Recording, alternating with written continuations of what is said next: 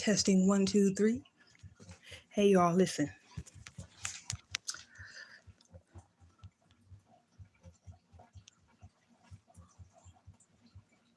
What are you doing?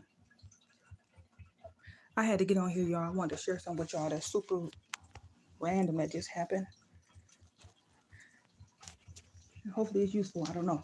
Either way, I got to get it out. So I was just in the kitchen. I was just making me a little veggie sandwich. Then all of a sudden I started to hear this. Hey, so when y'all was little, did y'all used to hear this ever? I used to hear people say this. You can curse your kids. You can curse your kids. I used to remember hearing that when I was small. And for whatever reason, that came back to me when I was just making my little sandwich thing. And I thought, why the heck would anybody do that? Why would somebody do that? Why? And then I thought, why would people say that? Why did they used to say that back then?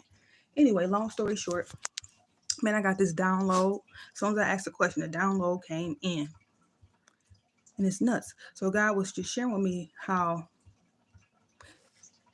that happens and how it's not intentional. It's not intentional, but it do happen. So he said, how did he put it? He said that whole notion of do as I say and not as I do, it don't really work. Do as I say and not as I do. It doesn't work. He said, especially when you have children that's 7 or younger, that's that impressionable stage, or whenever their brain waves are slower, or whatever they say about a child subconscious mind being more programmable based on what they see, their environment and all of that. 7 and younger, according to just stuff I've been trying to learn about and stuff. So he was like, that whole notion of do as I say and not as I do, it doesn't work. And so essentially, this is why he brought it up. He says, so if you are an unconscious parent or an unconscious caregiver to someone that's 7 and younger, unconscious meaning you haven't had your spiritual awakening yet, which is okay. But he said this whole thing where when I was young, I used to hear that you can curse your kids, which it tripped me out because I thought, why would any parent do that? He said it's unintentional. So if you are an unconscious parent and you raising somebody and they, that's 7 or specifically that 7 or younger age. So if you've had your awakening already, that's great. But if you were unconscious when that baby was smaller, he shared with me that a lot of your unconscious ways, your unconscious beliefs, your unconscious habits, both on the good and the bad, children are sponges and they pick it up. Whether you got some cynic behavior, some personality traits, some character traits that's a little sketchy, if you had that going on when them kids was 7 or younger, it might be unspoken now and it might not even be apparent now, but they have absorbed that mindset, that belief, those ways, that ideologies, some kind of way they absorb that, even with habits. Because let me just share with you. So like, my dad didn't break, for whatever reason, he didn't break his habit of being a smoker. Not that I'm blaming him, but for whatever reason, I picked it up. And I, randomly, and I'm not like a chain smoker or a Newport, but I don't know why, but that happened. Or like my mom had a thing where she had, she struggled with her weight, at least from what I remember, she was kind of more on the heavy side. So then that was something that I inherited unconsciously. It's not on purpose. So essentially he was saying like, so he said, when you're going through life, even if you had some cynic behaviors or ways about yourself, how you showed up in the world, being slick, whatever it is, bad habits, slanging, whatever. Even if you have your awakening and realize like, wow. And I was watching Eckhart Tolle, he was saying it yesterday, even if you have your awakening and finally realize like, ooh, you realize the error of your ways. He said, he said, you still don't escape the karmic repercussions of what you were doing in your unconscious state. And God just put this on my heart to share, because just based off of knowing that, they just show why it's so important to do whatever you can to slowly go into your awakening, go into your spiritual awakening and have a higher elevated consciousness, the way you show up in the world and things that you do, because it's universal laws that govern this world spiritually. Universal law, cause and effect, karma.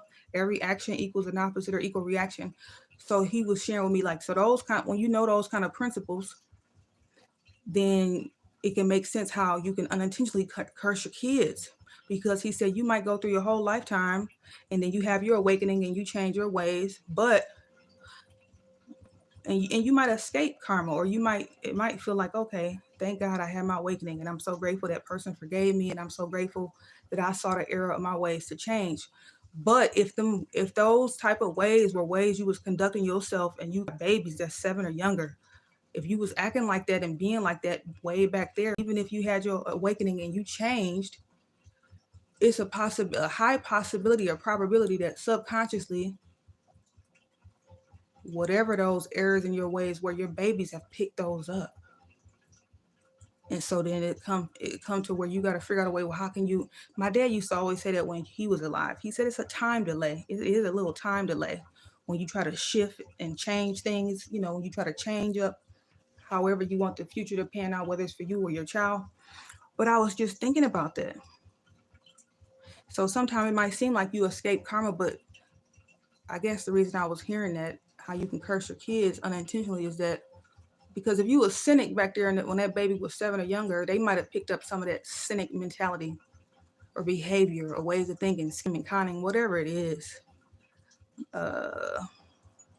selfish ways, whatever. It could be something minor, selfish, workaholism. It could be, I don't know, any addiction, or it could be, sometimes it could be good stuff.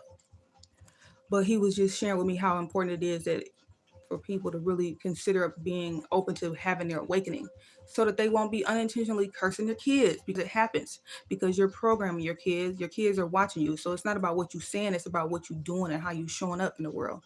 And if you got some toxic ways about yourself, or some ways that you ain't quite overcame yet, and you think that you can just not overcome them, no. I mean, because your kids do as I say and not as I do. He explained to me that don't work.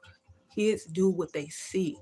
And so, and even if eventually you have your awakening and you evolve out of those behaviors, and it might seem like life panned out well for you, but that whole, you can curse your kids, meaning whatever stuff you was doing in your unawakened state, it might have skipped you, but now your kids gonna have to deal with that, because they have inherited those ways on a subconscious level.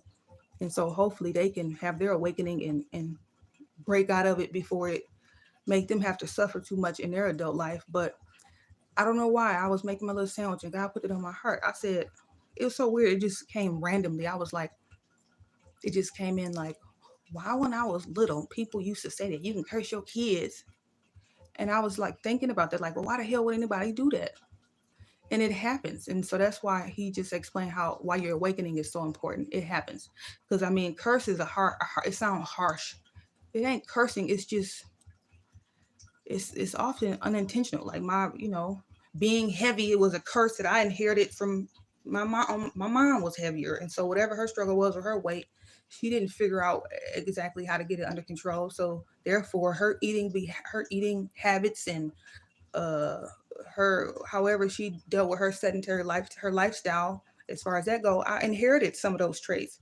And so yeah, that's like a curse. It's like that's what it is, like a curse. But it's not a curse like that on purpose. But he just explained to me why it's so important for people to consider having their awakening. So you can be more, or if awakening sound too woo-woo, then he said another way to look at it is just being open to having becoming more self-aware and holding yourself more accountable for stuff that's out of whack in your life, and stop making excuses for it. Stop overlooking it. Stop thinking, oh, that's just the way I am. Stop thinking that, ain't nobody said nothing to me about it, so evidently I know. You got to be willing to look within and look at yourself and stop, because sometimes people don't tell you the truth. So you be thinking you showing up A1, and you be showing up and you be about as bad as two left shoes. No. So you got to be willing to look at yourself, introspect and look at yourself, and stop lying to yourself, and have the courage to do that, especially if you at childbearing age or you have smaller children. That's important. Otherwise, unintentionally, your children will inherit some of your bad traits, and the good ones, and then some of the ones that are more cynic. And even if you decide to change your ways eventually, if you don't figure out a way to course correct for that baby, it's going to grow up. And that whole thing of cursing your kids, meaning they're going to have to suffer what it is they picked up from you that you used to do or how you used to be in your unconscious state. Simple as that. So he just told me to share that with y'all in case it just put something on somebody's mind about why it's important to try to do the inner healing work. Do the inner healing work. Look at your trauma, introspect, figure out a way to evolve out of some of those cynic ways, some toxic ways, some oppressive ways. Figure out a way to heal so that the kids that's watching you, because do as I say and not as I do doesn't work. So that the kids it ain't even gotta be your kids. You could just be a caretaker of a minor. And if you unawakened and you got a lot of unresolved traumas, you could unintentionally curse them kids because on a subconscious level, they're picking up this stuff. And so he just said it's just something that you guys, including me too, to consider. I know I was watching Ilana Van Zant, I think that's her name, and she was talking about that, how she's grateful that she's I think she said it, how did she pronounce it? Just conscious grandparenting. And even when I saw her episode on YouTube, I thought, yeah, it's important to be a conscious parent too. Or as soon as you become conscious, do everything in your power to just work on yourself, but also be simultaneously looking after figuring out how you can help your babies reverse some of potentially any subconscious programming that they've inherited that ain't really on the up and up, that they've inherited from you back when you were unconscious. That's important. Otherwise your babies can suffer from that, and that's the curse. And I don't want to see nobody, I wouldn't wish it on nobody.